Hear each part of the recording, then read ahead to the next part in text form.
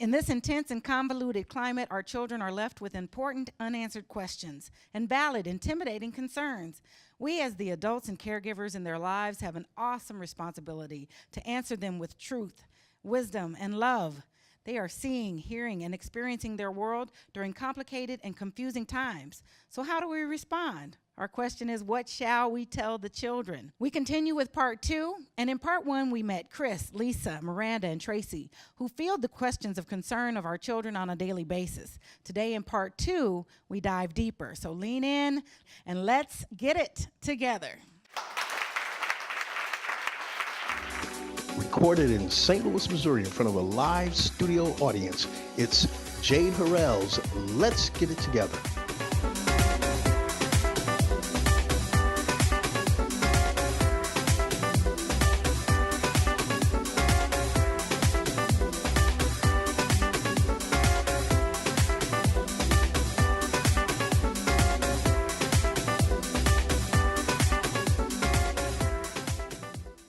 Today's Let's Get It Together show is made possible by the Kwame Foundation with 100% graduation rate for its Carnahan mentees. And the Mending Hearts Foundation, hope and solutions for families in need.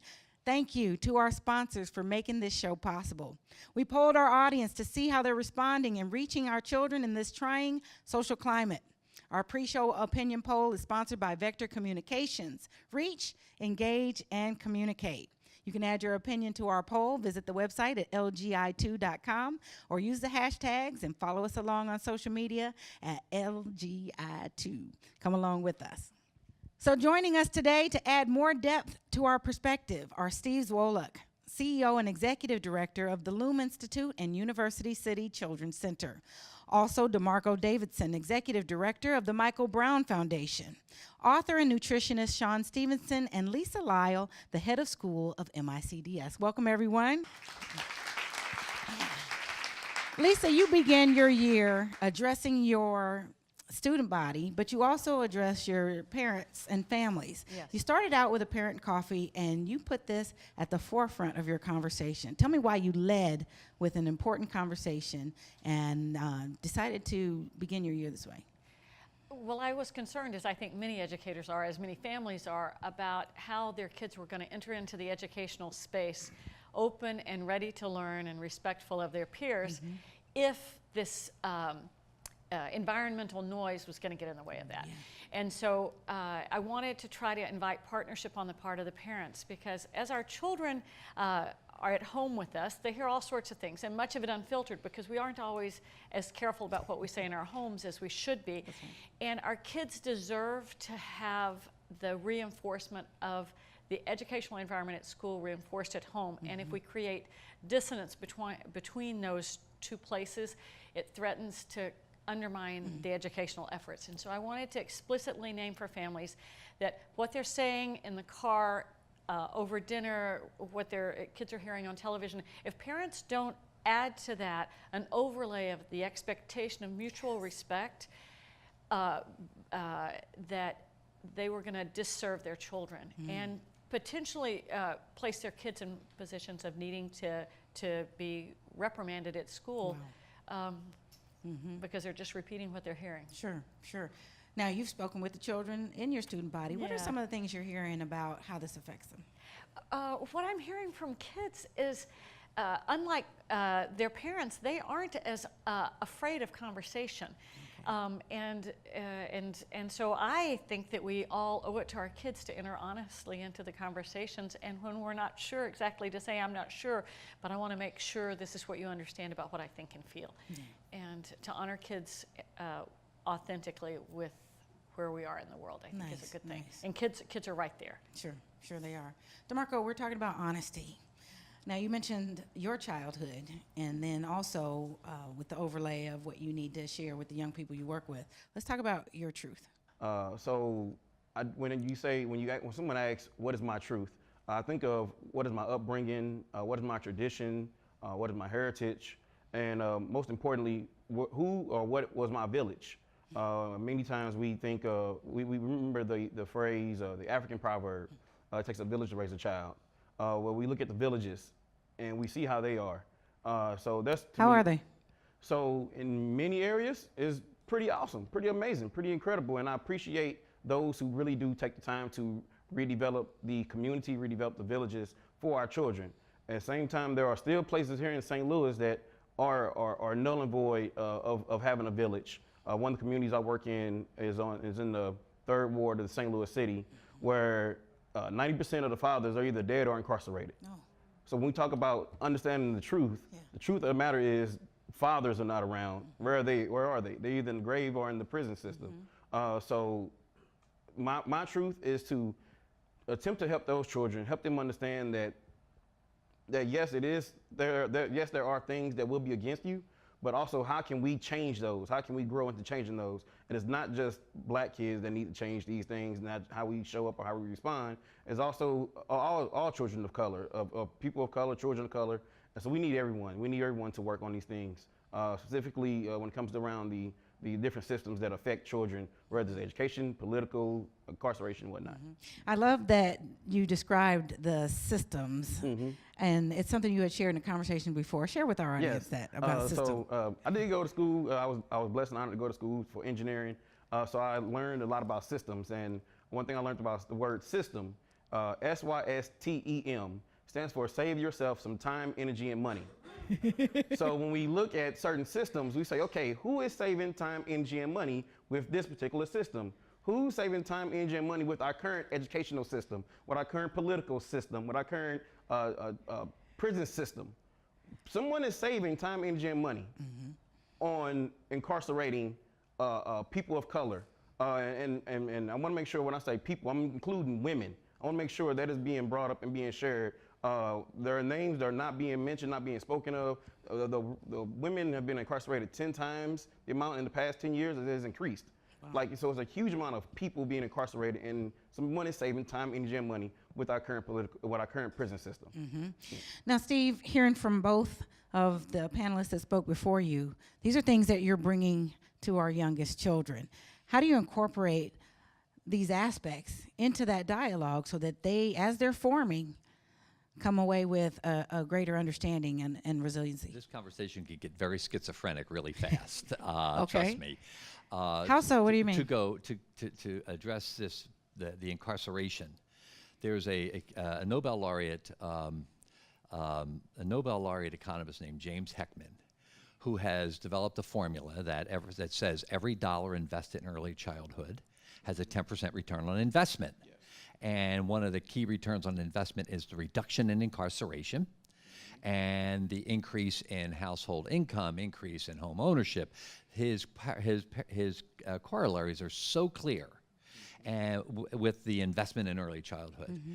The other components, if we hear the fragmentation in our families' lives, there's some things that we really need to understand. 90% of the brain is developed by 5. And it comes through the emotional brain stem down here and then gets dispersed. So when people talk about concepts around executive functioning, which is a hot topic in elementary, middle, and high schools, they're talking about kids developing skills. Those skills cannot be developed on a long-term basis if they don't have strong emotional partnerships. And we have been ignoring the emotional partnerships and focusing on academics and outcomes in a sense, in a framework that are going to be really challenging for children to achieve, which we open the paper and read the paper and you can see the reality. The loss of return on that investment. And so we have, in 1960, 10% of the children under 5 were in care outside the home. In 2017, it's 75 to 80% of the children under 5 are in care outside the home for 40 or more hours. And who's taking care of the children? Where will emotional connections happen? And if you have at teachers, schools. if you have teachers in Missouri, to be an early childhood educator, you need to be 18 years of age, not be a felon, and not have TB. Okay. That's the standard here in the state of Missouri. And trust me, the majority of those children are being cared for by people who are doing a lot of that work under the table.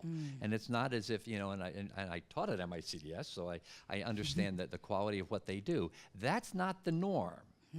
But yeah, so that does take our conversation in another, like you said, about the schizophrenia in another direction. But I most certainly am needing that for another focus that we can go in more depth. But this makes me think of what you mentioned previously, Sean, about the development of the brain and the necessity and the impact of sleep on it in our children, and as it relates to what's happening here, their ability to return on that investment even greater, and not so much in the ways that we're seeing as it's being impacted by the environment around them. Let's talk about environment, but let's also have you speak briefly more about sleep and our children's brain.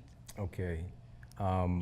First of all, we have to have a model, right? For the children, for ourselves, for law enforcement. We are literally a product of our environment. We have no choice but to be that. But we're also creators of our environment. That's what makes humans different. But if you're, we don't know what we don't know. If you're not aware of this, you just go and you continue to do the same things. As he mentioned, not seeing fathers in the household. I came from the same situation as that. I never met my biological father, but I did have a model, my grandfather and my grandmother. Having that experience of seeing what a healthy relationship could look like changed my paradigm, enabled me to be here today. So we have to have a model, and the same thing with law enforcement. We have to have a model of healthy behavior. I love that the conversation of teaching empathy and compassion in that training, but that doesn't exist right now. And so again, it's going to fall into that certain culture, which we know it's a police culture. So what do we do about that? Number one, we have to take care of our brains, which he's already talking about. It's very difficult to even have these rational conversations if your stuff isn't working right. All of us in here have been hangry before, for example. You know how you turn into a different person, and you get a little something in you and everything is okay. Just even a drop in your blood sugar can throw your game off. And so understanding, and I put some of these statistics in the book, our law enforcement who work in particular the night shift, the shift work, radical greater incidences of heart disease, diabetes, metabolic disorder. So again, we are not healthy enough to make right decisions, right? And the same things happen with our kids and in our households, but we are the models for their behavior. So what are we doing? And so. What I'm hearing you say is that the conversation is strained as well because of our existing state. Yeah. It has to be. We're literally talking what our brain is made of. And he mentioned that 90% of the brain is developed by 5, but here's something also we have to add to that is that there's neuroplasticity.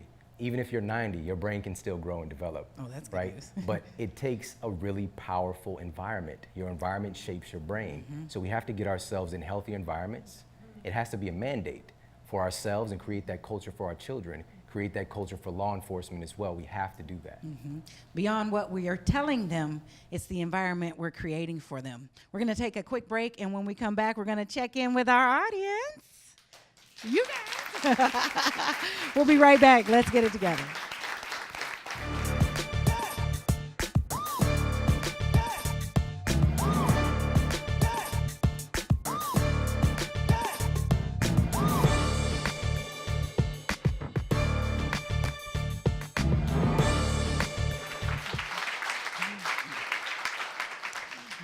Achieving a common goal. How can we help our children with their resiliency in this toxic culture? So we're going to hear from our audience.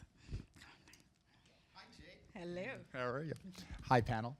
You guys are amazing. And what I'd like to ask you, or even make a comment, we're talking about the health of our children, how well and how expressed they can be, but it can only be as good as some of the parents on the earlier panel asked, and what should I tell my children? How do they get along in this multiracial cities and schools that we exist in and that the kids deal in? And the problem is, I think, is that the parents really don't know that you can tell kids what Walt Disney teaches them, history through cartoons and whatnot, but we've not always had the best history. We've done things that have been progressive. We've done things that we are getting along better than we were 100 years ago. Huck Finn and Jim, it's so much better now. But the problem is we have, as you said, a law enforcement culture that scares the communities. And the law enforcement community doesn't feel safe itself because the training that they get is really only in the academy 4 hours of defensive tactics training that really start with kicking in the perennial and elbowing across the face and yelling, get back with a shield.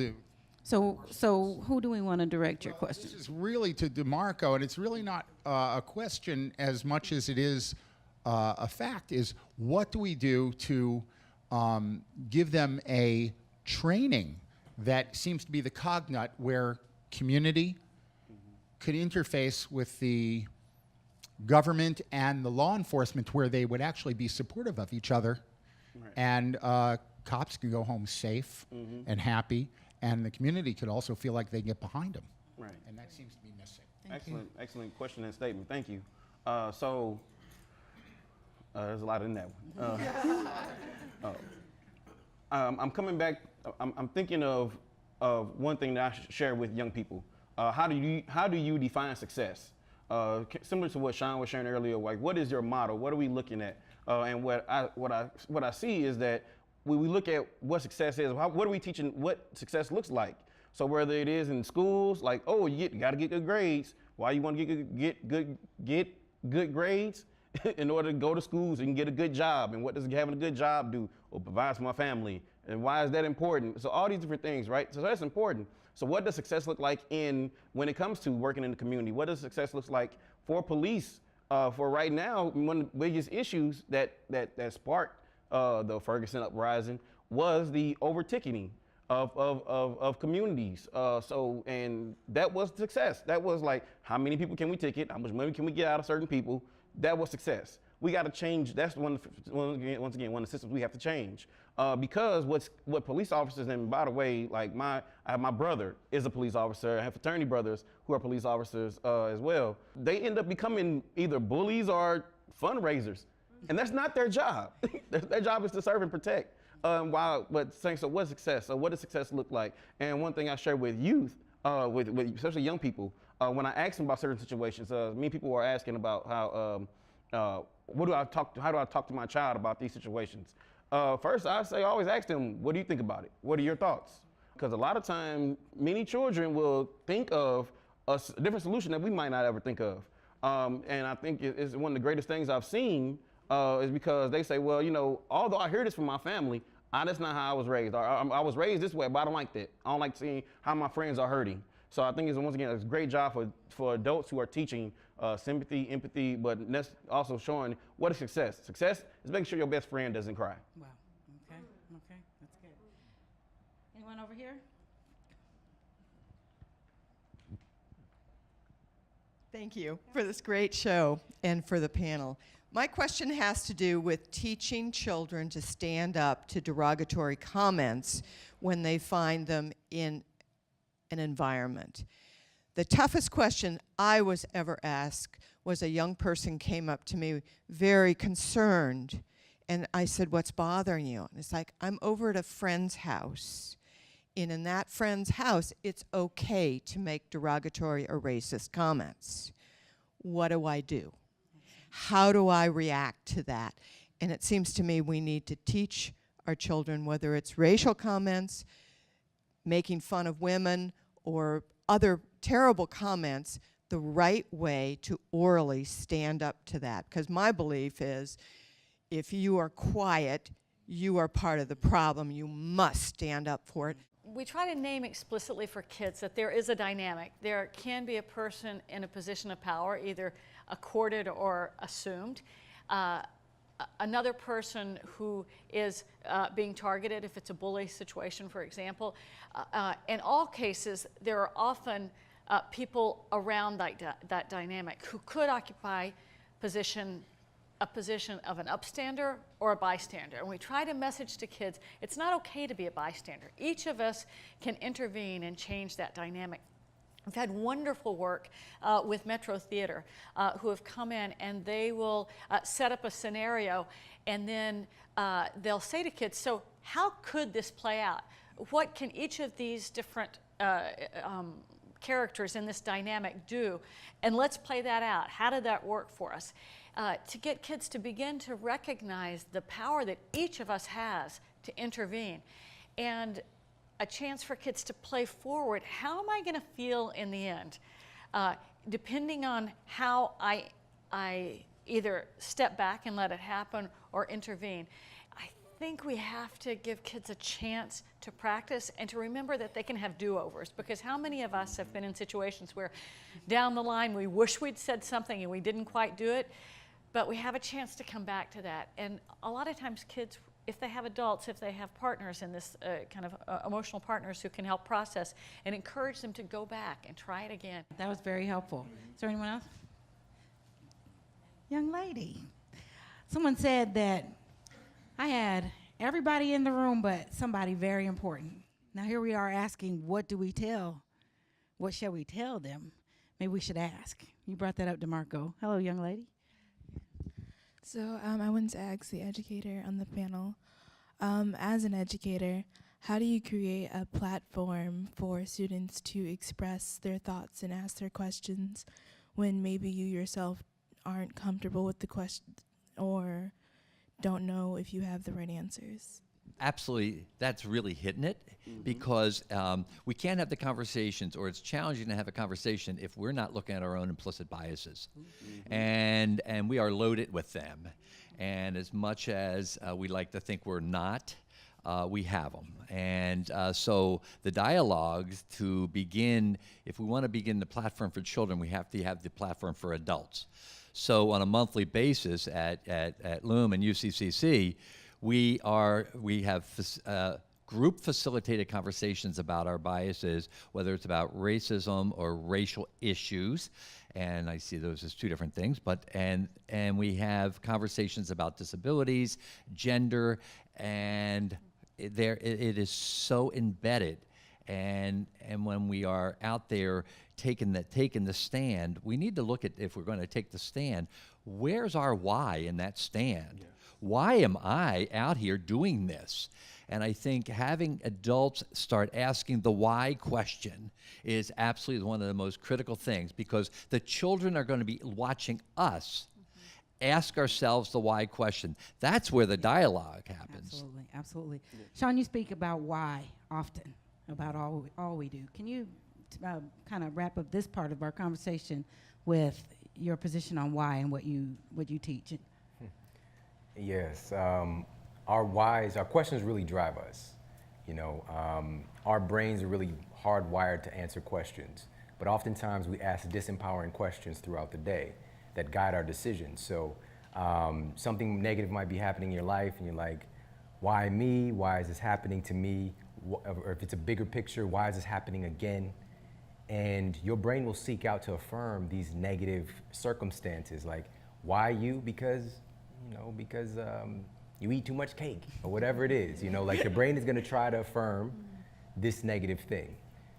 If you can leverage the power that your brain actually has to ask a more empowering question, you'll get immediately, your brain is, and I can break down the science, the reticular cortex, reticular activating system, these parts of your brain will seek out things to affirm these things. So if you ask, what is it that I need to learn from this situation? What is this situation trying to birth in me? What quality is trying to emerge within me from this particular situation? Because all of it is relevant. All of this impacts every one of us. Yeah. You know, so starting to ask these more empowering questions instead of going right to the default. Why is this happening again? What is it that I need to do to serve? That's right, that's right. And those would be great questions to empower our children. Well, we've heard from our panelists, we've heard from our audience. It's time to hear from you. Be sure to join the conversation on our website, the Let's Get It Together website, LGI2.com. That's LGI2.com, and follow the hashtags LGI2. We're going to wrap everything up when we come back. To keep you updated and stay connected, make sure you come back.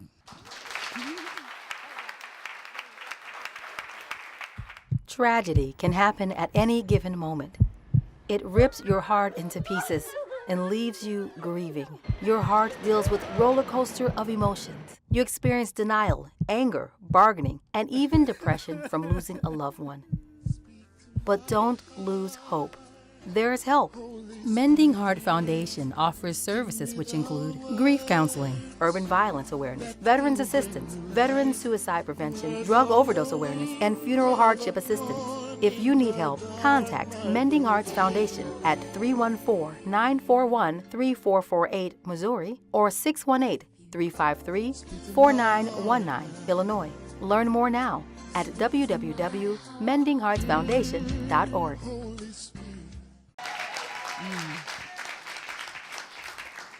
Well, we have a tremendous responsibility to pay attention to what we say, what we do, and what we surround our children with in this environment.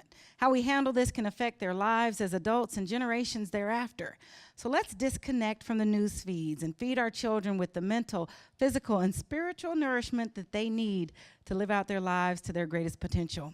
Make sure you tune in and watch Let's Get It Together each week. Keep up with us or visit us on lgi2.com and watch us on demand. Thank you to our sponsors again who make this possible. The Kwame Foundation with 100% graduation rate for their gentlemen mentees at Carnahan, and the Mending Hearts Foundation, hope and solutions for families in need. And Vector Communications, many thanks for sponsoring our opinion poll. Follow the hashtags at LGI2 on the socials, and let's get it together.